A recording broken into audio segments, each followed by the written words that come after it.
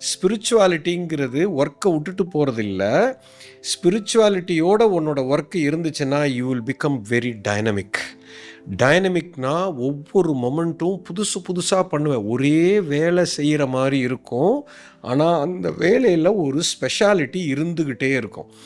அதுக்கு ஸ்பிரிச்சுவாலிட்டிங்கிறது எக்ஸிஸ்டன்ஸோட நீ கனெக்ட் ஆகிற.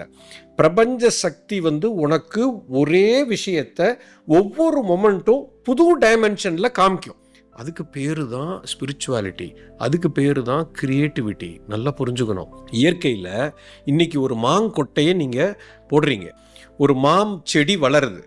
ஓகே, அந்த மான் செடியில் வளர்ற அந்த செடியை பாருங்க, அதே இன்னொரு கொட்டையை போடுங்க, 2 செடி முளைக்கும். ரெண்டும் ஒரே மாதிரி இருக்கவே இருக்காது. இந்த செடியும் இதுவும் மான் செடி தான், இதுவும் செடி தான், வேற வேற மாதிரி இருக்கும்.